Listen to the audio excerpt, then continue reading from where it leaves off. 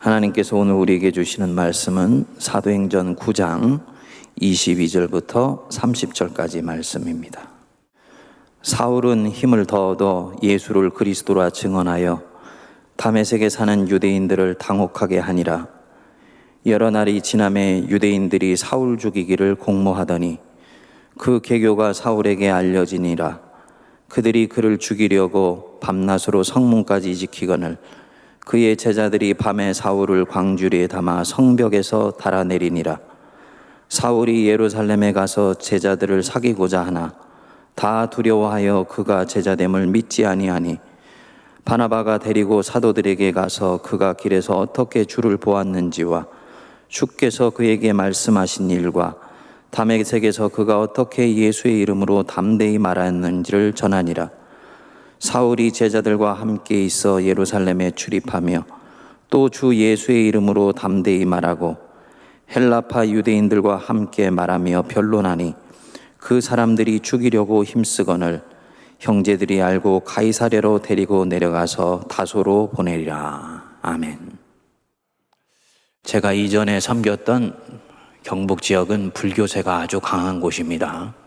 그래서 가끔 성도님들 중에서 절에를 다니다가 교회 생활을 하시는 분들이 계셨어요. 그 중에 한 분이 어떤 성도님의 전도를 받아서 교회를 나오기를 시작했습니다. 그런데 결국은 1년을 넘기지 못하고 다시 불교로 돌아가 버리시더라고요. 돌아가면서 교구 목사님한테 그러더랍니다. 예수신이 진짜 신이라고 해서 예수 믿고 교회 다니고 마음 좀 편하게 살아보려고 했는데 예수 믿고 나서는 집안에 우환이 더 많아졌어요. 그러더랍니다. 예수 믿고 삶이 더 고달퍼졌다는 뜻이겠지요. 우리 성도님들은 어떻게 생각하십니까? 이런 분들을 만나면 여러분들이 뭐라고 말씀을 해드리고 싶습니까? 또 우리 성도님들 중에 내가 예수를 잘못 믿고 있는 것 아닌데 내 삶에 크고 작은 고난이 떠나지를 않는 것 같다. 이러한 내 삶에 대해서 어떻게 이해를 해야 되겠습니까? 이 질문을 가지고 오늘 성경의 세계 안으로 들어가 보시지요. 사도 바울이 다메섹 도상에서 예수님을 영접하고 회심한 뒤에 그리스도인이 되었습니다. 사도행전의 회심 스토리가 여러 개가 나오는데요. 그 중에서 이 사울의 회심만큼 회심 전, 회심의 과정, 회심 이후에 변화된 삶이 명료하게 나타나 있는 장면은 찾아보기가 힘듭니다. 그래서 그리스도인으로 회심한 사람이 어떤 마음으로 살아야 되는지, 이 사람의 변화된 인생에는 이제 어떤 일들이 일어나게 되는지를 이 사울의 회심만큼 카메라처럼 찍어 보여주는 장면도 흔하지를 않습니다. 공부하기에 아주 좋은 대목입니다. 아나니아가 와서 사울에게 안수하고 그 눈에서 비늘 같은 것이 벗겨지고 사울이 기력을 회복해서 먹고 힘을 얻게 되었습니다. 그러자 그는 기다렸다는 듯이 회당에 나가서 예수가 하나님의 아들이라고 전하기 시작했습니다. 우리가 주의할 부분이 있습니다. 누가는 사도행전에서 사건과 사건 사이에 얼마의 시간이 흘렀는지를 거의 기록하지를 않습니다. 그에게는 사건의 진행 자체가 중요하지 그 사건이 일어나는데 며칠이 걸리고 몇 년이 걸리는지는 그다지 중요한 것이 아니에요. 카이로스, 하나님의 때에 일이 일어나면 되는 것이지 크로노스, 물리적으로 그 일이 일어나는데 얼마의 시간이 걸렸는가는 영적으로 그다지 중요하지 않다고 보는 것입니다. 그런데 아주 가끔씩 이 물리적인 시간을 의도적으로 기록해 놓는 때가 있습니다. 그 시간의 의미가 대단히 중요하기 때문입니다. 그 대목이 바로 사울이 회심한 후 일어난 일을 기록할 때예요. 19절 뒷부분을 성도님들이 다시 돌아가 보시면 사울이 다메섹에 있는 제자들과 함께 뭐라 그랬습니까? 며칠 있을세라고 말씀을 했습니다. 그러니까 음식 먹고 강건해진 지 며칠 이후에 라는 뜻입니다. 그리고 오늘 이 말씀은 사울이 회심을 하고 오늘 우리가 읽은 본문을 묵상하는 이 일들이 일어나는데 며칠 지나지 않은 가운데 오늘 이 사건이 일어나고 있다는 것을 말씀하는 것입니다. 그래서 곧바로 회당으로 달려가서 예수를 증언했더니 사람들이 어떻게 반응을 했습니까? 21절 한번 보시죠. 듣는 사람이 다 놀라 말하되 이 사람이 예루살렘에서 이 이름을 부른 사람을 멸하려던 자가 아니냐. 사울의 말을 신뢰하지 않는다는 뜻이지요. 얼마 전까지 예수 믿는 사람을 죽이려던 자가 그 예수가 주님이라고 전하니까 그 입에서 나오는 말을 당연히 믿을 수가 없지요. 결국은 첫 증언에서 사울은 한 사람도 얻지를 못합니다. 그리고 오히려 사람들이 그를 의심을 합니다. 그리고 여러 날이 지나자 예상치 못한 일이 일어났습니다. 23절을 한번 보실까요? 여러 날이 지남에 유대인들이 사울 죽이기를 공모하더니 예수를 박해하는 유대인들이 갑자기 태도가 돌변한 이 사울을 보면서 분노심을 느꼈거나 배반감을 느꼈는지 그를 죽이려고 모의를 한 것입니다. 24절에 보면 다행히 그 계교가 사울에게 알려지게 되었습니다.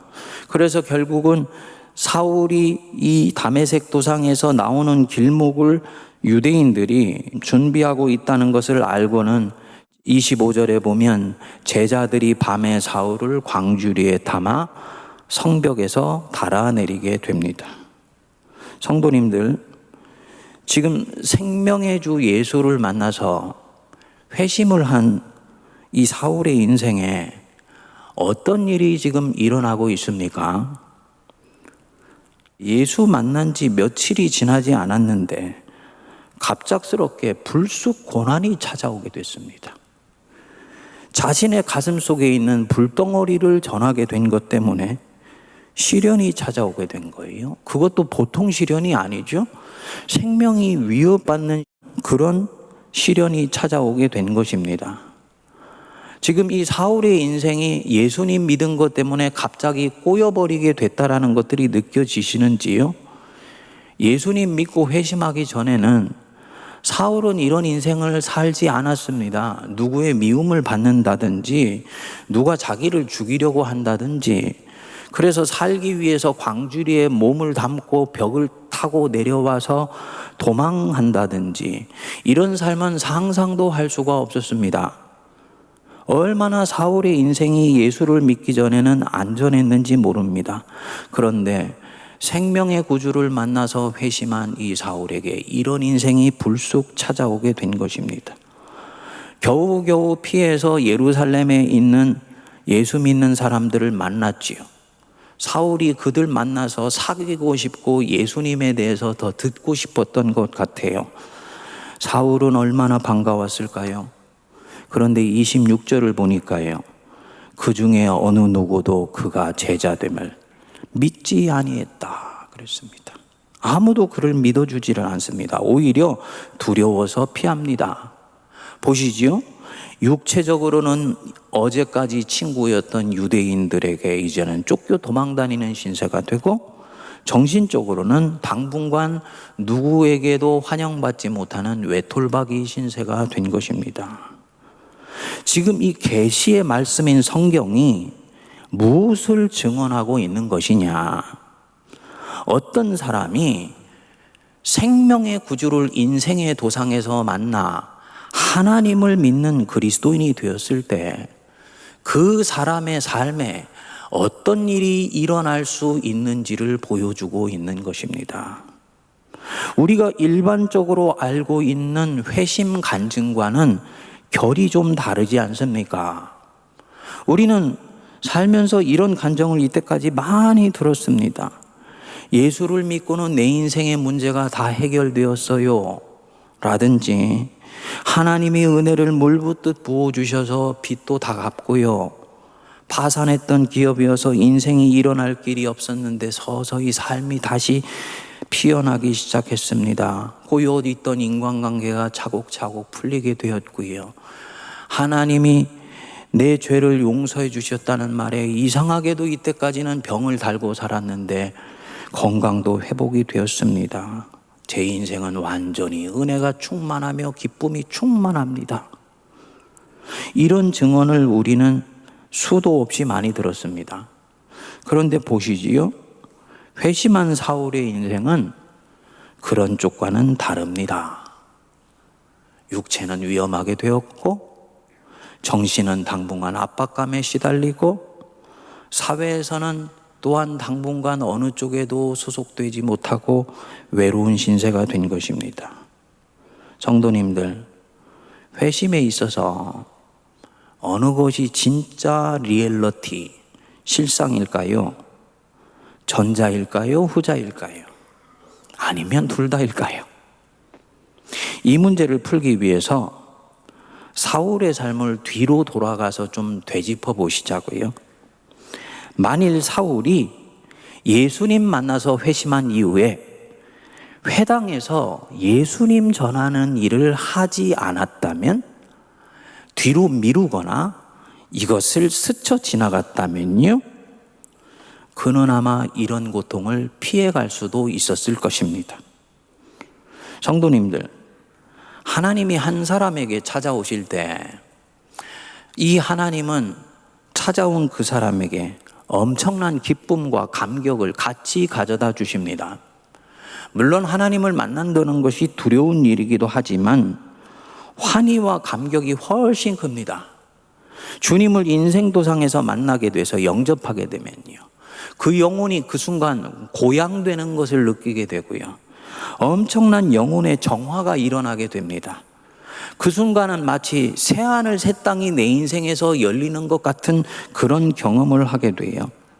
물론 아쉽게도 사도 바울은 자신의 서신서에서 단 한 번도 이 다메섹 도상에서의 체험이 자기에게 어떤 느낌이었는지를 서술한 적이 없습니다. 그러니까 어떤 느낌을 받았는지 말씀하지를 않습니다. 하지만 우리 자신이 예수님 만난 경험을 통해서 충분히 추측할 수 있는 것이지요. 그렇다면 사도 바울도 예수님을 회당에서 전하기 전까지는 오늘날 우리가 일반적으로 만나는 예수님 믿고 일어났던 그 일들을 함께 경험했다고 볼 수가 있겠지요. 예수님 만나서 내 인생의 의심의 구름은 다 사라졌습니다. 내 내면의 안개는 깨끗이 정리되었습니다. 이전에는 수없이 나를 정죄하고 다른 사람을 정죄했는데 나를 있는 모습 그대로 받아주시는 그 예수님 만났을 때 나를 괴롭히던 그 정죄의식도 다 해결되었습니다. 이런 고백을 아마 했을 것입니다. 남부럽지 않았고 건강했던 사람이니까 경제적이고 육체적인 회복에 대해서는 기대할 부분이 없었겠죠. 그렇다면 이 사도 바울 또한 주님 만난 그 감격 누리면서 살아가면 되는 거예요. 그런데 회당에서 예수를 전하니라, 이 하나가 그의 인생을 완전히 다른 방향으로 몰고 가게 되었습니다. 이로 인해서 회심 이후에 누린 감격이 채 식기도 전에 고난이 찾아온 것입니다. 뭘 말하는 것이겠습니까? 며칠 후 어느 날 회당에 나가 예수를 전한 것이 이 사울에게 고난의 문을 활짝 열어버리게 된 것입니다. 그가 이런 시련이 닥쳐오리라는 것을 몰랐을까요? 그냥 전했는데 전혀 예상치 못하게 이런 고난이 자기 생에 도둑처럼 쑥 찾아온 것일까요? 아니지요. 그는 당시 예수를 전한다는 것이 무엇을 뜻하는 것인지 알고 있습니다. 그것이 얼마나 자기 인생에 어두운 그림자를 가져올 수 있는지도 알고 있어요. 하지만 전하지 않을 수가 없습니다. 왜냐? 회심했기 때문입니다. 모든 회심은 부르심과 함께 옵니다. 모든 회심은 소명을 동반해요. 소명이 없는 회심은 없습니다. 이제 예수님을 믿고 하나님의 가족이 되었다? 이 말은 이제 그가 하나님 백성답게 살아야 한다는 것을 말하는 것입니다. 이게 소명이에요. 목회자가 되는 것만이 소명이 아닙니다. 예수 믿는 모든 사람들은 예수님을 믿고 따르며 하나님 백성답게 살도록 소명을 받은 것입니다. 그리고 이 부르심, 이 소명을 이루기 위해서 구체적인 삶의 영역에서 어떤 사람은 교역자로 부르시고 어떤 이는 사회에서 자신의 직업으로 부르시는 거예요. 그리고 어떤 이는 또한 가정에서 가사를 돌보는 일로 부르시는 것입니다.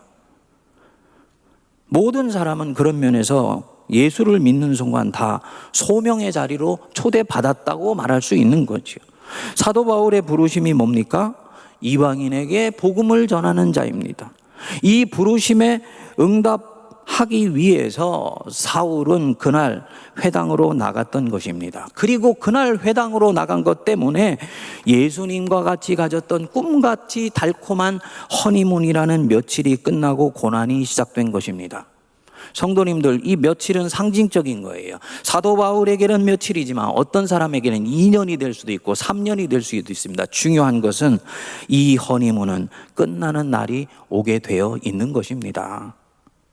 만일에 바울이 이 부르심을 외면했다면 사울 또한 우리와 아주 유사한 간증을 했을 것입니다. 다메섹에서 예수님 만나고 내 인생의 모든 문제는 해결되었습니다. 내게는 지금 얼마나 기쁨과 감격이 가득한지 모릅니다. 그렇게 얘기했을 것입니다. 만일에 여태까지 제 묵상이 맞다면 사울이 이 회심한 후 이 스토리는 현대를 사는 우리 그리스도인들이 잊어버리고 있는 한 가지를 가르쳐 준다고 봅니다. 뭐냐? 우리한테는 예수님을 믿은 후에 기쁨과 감격의 이야기는 차고 넘치는데 예수님 때문에 받은 고난의 이야기는 적다는 거예요. 즉 회심한 이후에 주님께 받은 은혜의 이야기는 차고 넘치는데 회심한 이후에 주님 때문에 받은 고난의 이야기는 지극히 적어졌다.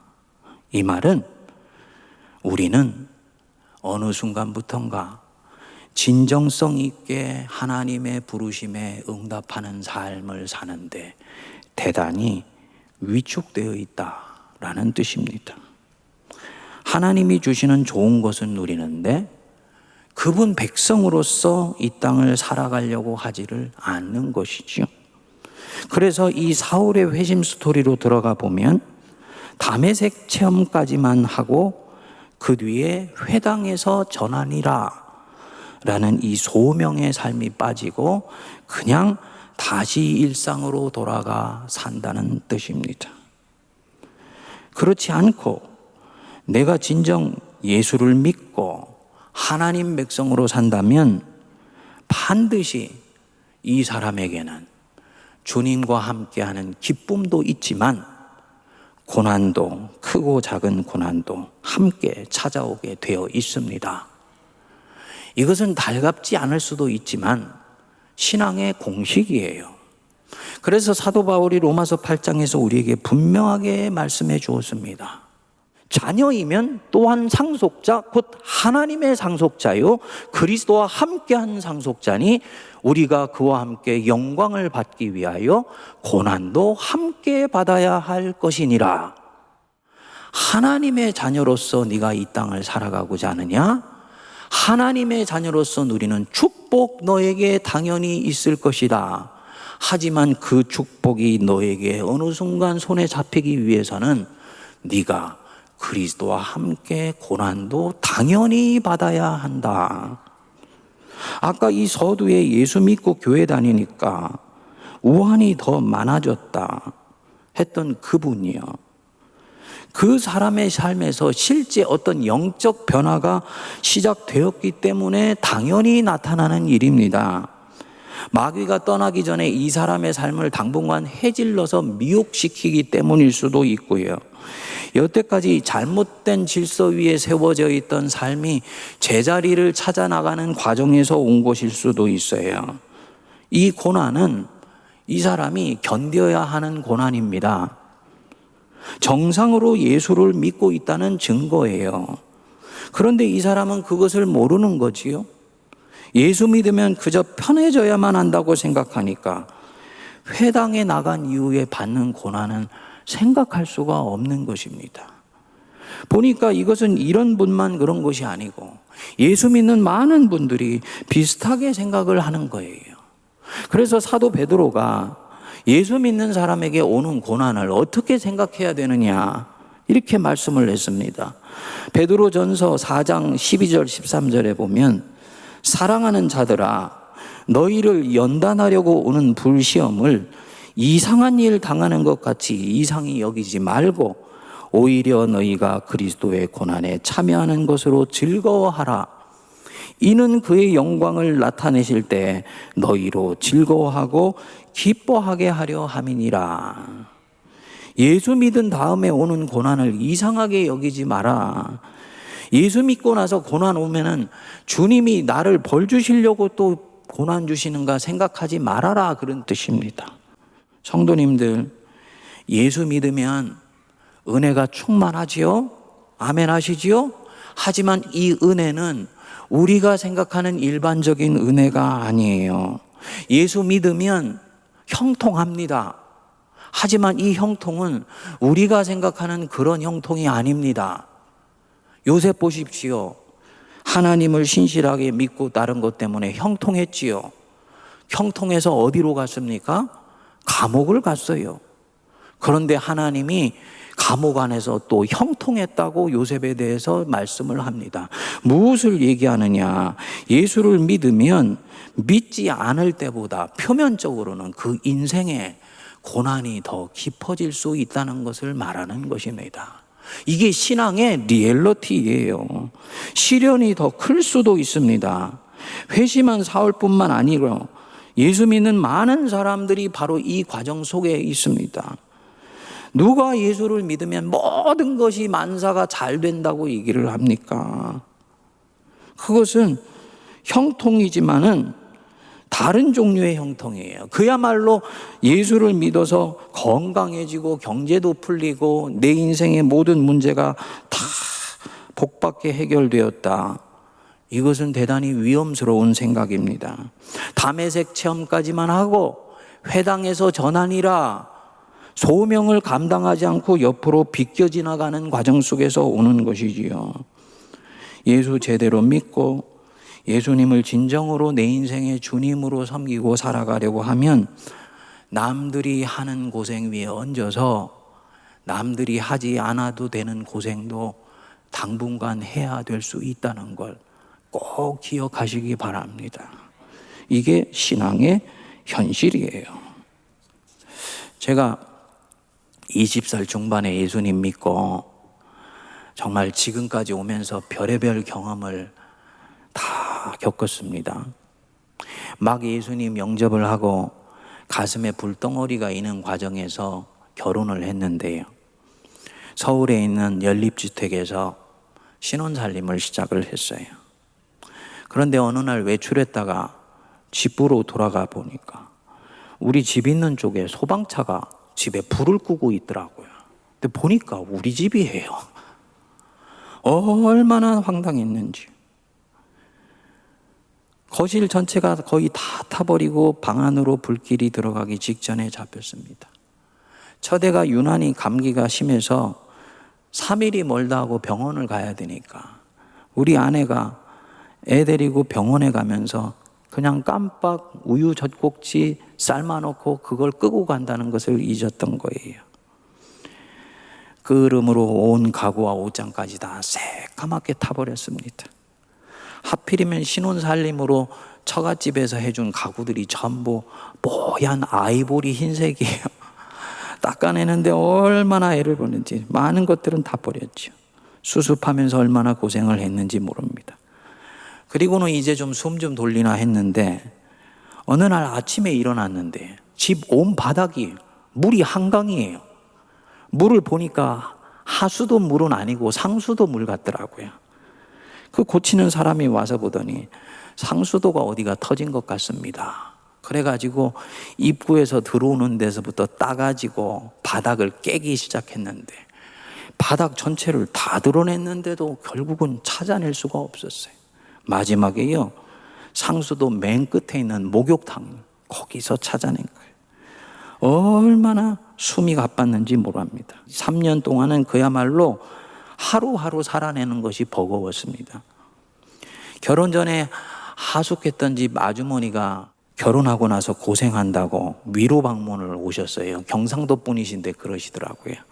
상아가 니는 왜 예수 믿고 사는 게 더 힘드노? 근데 그 말이 그때뿐만 아니라 지금까지도 잊혀지지를 않아요. 예수 믿고 사는데 왜 이전보다 더 힘드냐? 그때는 하나님이 저와 아내를 연단하신다고 생각을 했습니다. 시간이 지나면 이 연단 끝난다고 생각을 했어요. 맞지요, 이 연단. 그런데요, 예수 믿고 살기 시작한 이후에 이 물난리 불난리 겪고 나서도 연단은 끊어지지를 않습니다. 처음에는 연단이 찾아오면 내가 뭔가 지은 죄가 많아서 또 하나님이 나를 꾸짖어서 고치시려고 하는구나 라고만 생각을 했습니다. 근데 이게요, 그다지 고난에 대처하는 데는 도움이 안 돼요. 오히려 나를 더 주눅들게 만들더라고요.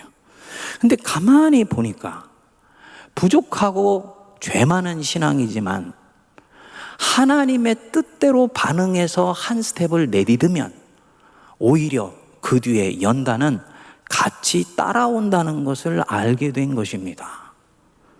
이상하다. 하나님 뜻대로 쫓아가면 편하다고 그랬는데 꼭 그런 것은 아니네 라는 것을 알게 된 것입니다.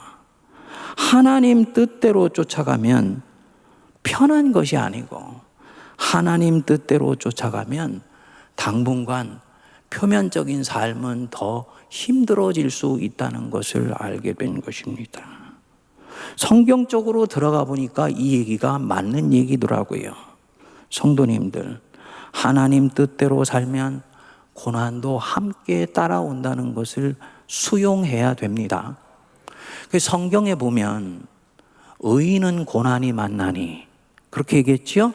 그러나 하나님께서 그의 오른손으로 붙드시니라.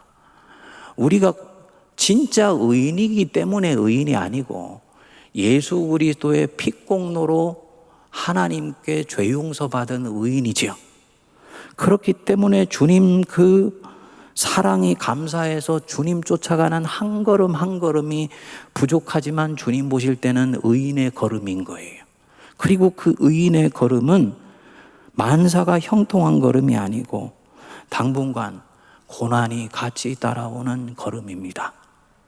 이것을 우리가 이해하고 수용할 수 있을 때 우리 인생 속에 닥쳐오는 다양한 고난에 현혹되지 않고 믿음의 걸음을 계속 걸어갈 수가 있는 것입니다.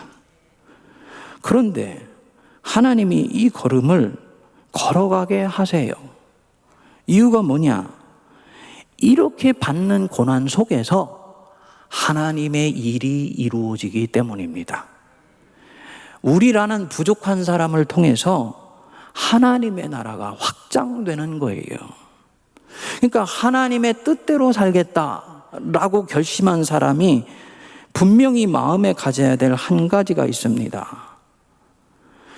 그 사람은 지금부터 당분간 하나님의 영광에 참여하기 전에 고난도 함께 받는 삶으로 초대를 받고 있다. 하지만 이 초대 나는 거절하거나 부정할 생각이 없다. 회당에 나가서 전하리라. 그 삶에 나는 참여하기를 원한다. 그러면 이 사람이 이 삶을 기꺼이 쫓아갈 때 분명하게 한 가지를 기억하시면 됩니다. 절대로 그는 고난에 의해서 삼켜지지 않습니다. 절대로 삼켜지지 않아요. 감당하지 못할 시험은 애초부터 허락하지 아니하시고요. 시험을 당할 때에는 항상 피할 길을 주십니다. 시험이 오면 하나님이 기가 막힐 웅덩이에서 건져내어 주세요. 고난을 피하도록 미리 막아주시지는 않습니다. 사울을 죽이려는 유대인들의 마음을 뽀송뽀송하게 바꿔서 애초에 그런 일이 일어나지 않도록 해주시지는 않아요. 그 악한 마음이 움직이게 놔두십니다. 하지만 그 악한 마음이 절대로 나를 삼키도록 놔두시지 않습니다. 희한한 은혜의 손길로 사울을 도우시는 거예요. 이것을 알게 되고 반복해서 경험하게 되면 이 사람은 점점 고난 속에서도 평안을 얻게 되지요. 아, 그래. 이전에도 이런 유사한 어려움이 있었는데 아무 탈 없이 넘어가게 되어서 여기까지 왔지. 이 고난 때문에 나는 삼켜지지 않는 거야. 주님이 나를 지키시는 거야. 이미 경험을 했기 때문에 이 사람은 고난 속에서도 평안을 얻습니다. 소위 신앙의 내공이 생기고 맷집이 생긴 것입니다. 근데 이 사울은요, 참 희한합니다. 아직 믿음이 초신자 믿음 같은데 얼마나 고난 앞에서 담대한지를 모릅니다. 회심해서 하루아침에 생명이 위태로운 자가 되었는데 전혀 주눅들거나 두려워하지를 않습니다. 보시지요? 예수의 적대자가 예수의 종이 되어서 예수 믿는 사람들에게 갔습니다. 자신을 반길 줄 알았는데 의심하고 두려워하면서 배척하여 냉랭하게 돼야지요. 모세와 아주 비슷한 상황이에요. 애굽인으로 살았다가 자신의 인생을 터닝하여서 히브리인으로 살기로 작정을 했습니다. 그래서 자기 동족을 치는 자들을 돌로 쳐 죽이고 자기 동족에게 같이요 칭찬받을 줄 알았는데 네가 어제는 애굽인을 돌로 치더니 오늘은 우리를 치려고 하느냐? 라고 모세를 오히려 배척했습니다. 모세가 그만 낙심해서 광야로 도망을 갔어요. 그런데 이 사울은 다릅니다. 친구로 대해줄 줄 알았던 사람들한테 거절을 당했는데 전혀 그 마음에 요동함이나 흔들림이 없습니다. 29절을 보면 주 예수의 이름으로 담대히 말한다 그랬습니다. 이 고난을 이길 내적 힘이 이미 이 사울에게 있는 것이지요. 살아계신 예수님 실제로 만난 것입니다. 이 예수님을 실제로 인격적으로 영접하는 것이 얼마나 중요한지, 이것이 있는 분은 예수님 안에 자기 인생의 뿌리를 깊이 받고 있습니다. 그렇기 때문에 환경이 어찌 되건 여건이 어찌 되건 절대로 마음이 흔들리지를 않습니다. 이게 믿음이지요. 주님에 대한 신뢰이죠. 거기다 지금 이 사울에게는 누가 들어와 계십니까? 성령이 들어와 계신 거예요. 그래서 이 성령께서 이런 정도의 고난쯤은 넉넉히 이길 힘을 주시는 것입니다. 그래서 이 고난 앞에 담대한 것입니다. 눈앞에 있는 고난과 역경이 이 사울을 절대로 삼킬 수가 없습니다. 우리 성도님들 중에 힘들 때마다 자기 연민에 빠지는 분이 계시더라고요.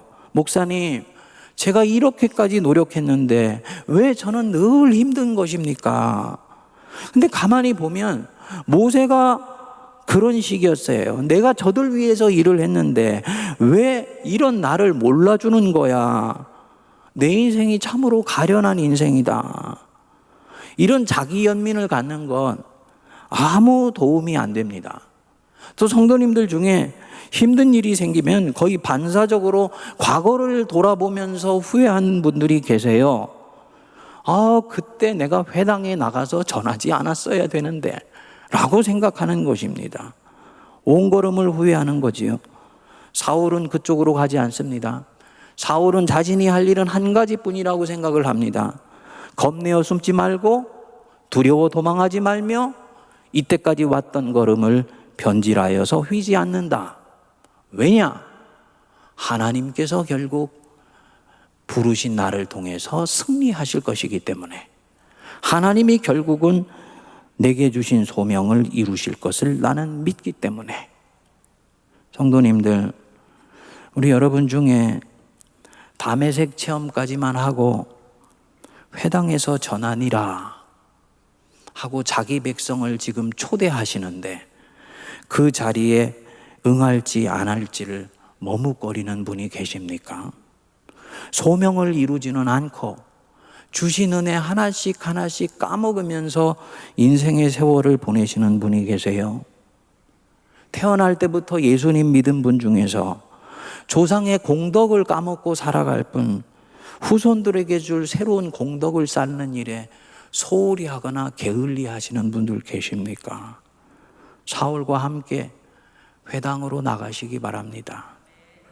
고난이 떠나지 않는 내 인생을 보면서 회의하거나 갈등하는 분 계십니까?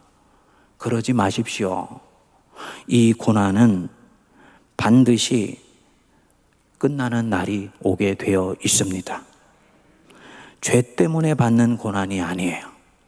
주님 때문에 주님과 함께 받는 고난입니다.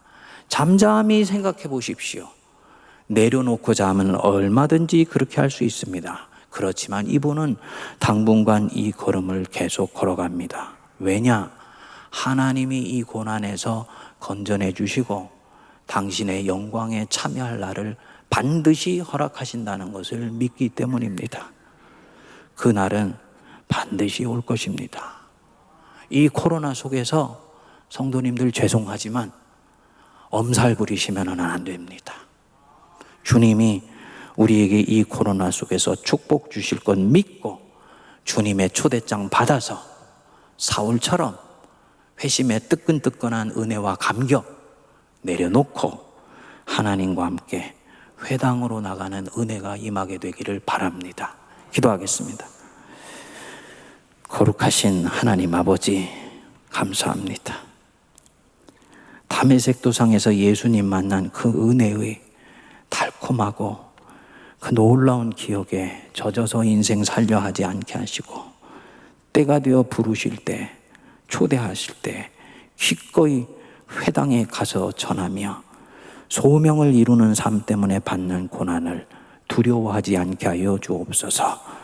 자녀이면 또한 상속자요, 그리스도와 함께한 상속자니 우리가 그리스도와 함께 영광을 받기 위하여 고난도 함께 받아야 할 것이라 이 말씀을 믿음으로 붙들게 하여 주셔서 때가 되었을 때 영광의 잔치에 참여하게 하여 주옵소서. 예수님 이름으로 기도하옵나이다. 아멘.